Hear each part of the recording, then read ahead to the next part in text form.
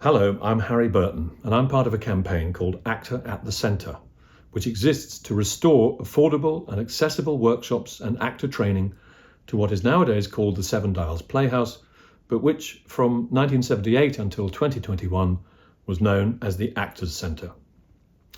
Our campaign has entered a critical phase after it was discovered that the lease to the Actors Centre building was quietly, one might almost say secretly, put up for sale back in March this year by the current Chief Executive and the Board of Trustees.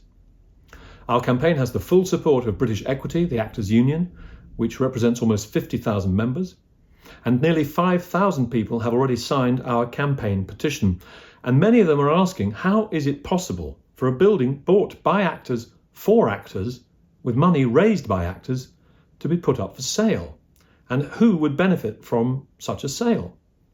So we thought that we would set out the overall picture of what has happened and offer answers to these very good questions.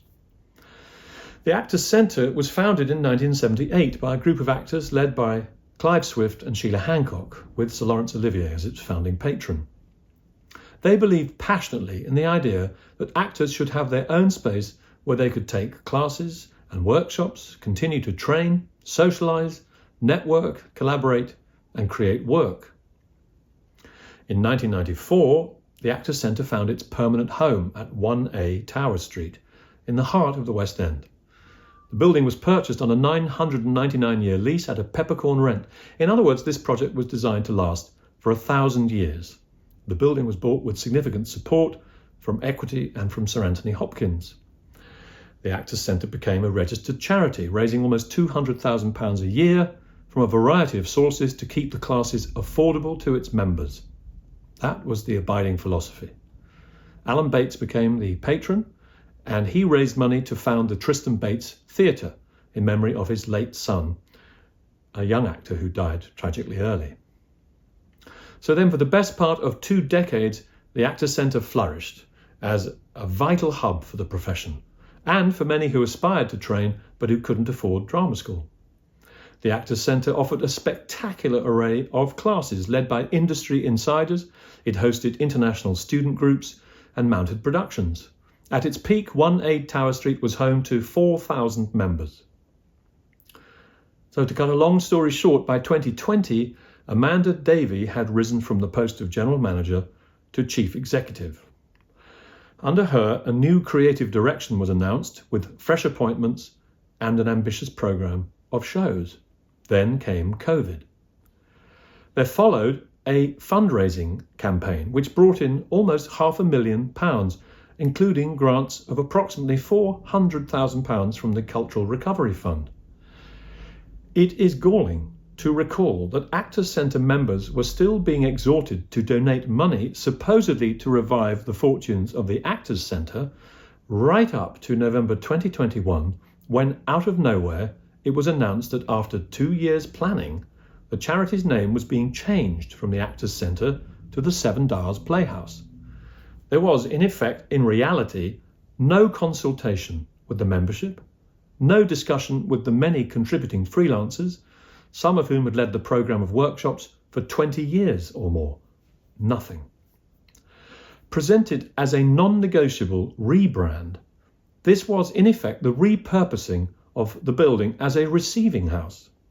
It meant curtains for the West End home created for actors by actors. It meant the end of this invaluable resource for ongoing professional development known as the Actors Centre. And since November 2021, actors have been turned away from 1A Tower Street, and the building has sat largely empty. Our campaign, Actor at the Centre, was established to try to start discussions with Seven Dials Playhouse about how to continue to honour the charity's remit to provide services for the acting profession. But it is clear that the Chief Executive does not want classes, workshops or actors in the building. The trustees, furthermore, have not responded to our repeated requests to work with us to see how the former membership might help in its recovery.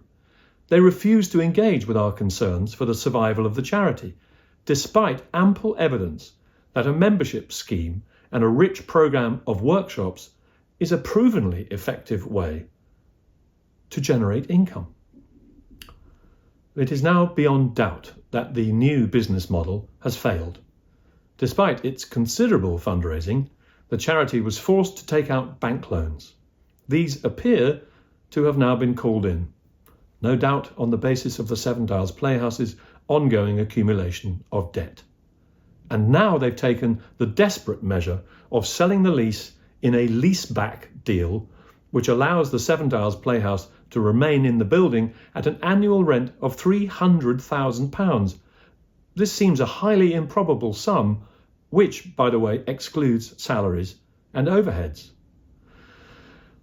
Our campaign is working flat out to convince the Charity Commission that what has happened is wrong and should be investigated in detail. But we do need as much support as possible. Your activism and involvement is invaluable. So please follow us on YouTube, Facebook, Twitter, Instagram, and stay involved. And please sign our petition to add your voice. Thank you very, very much for watching and for supporting this campaign.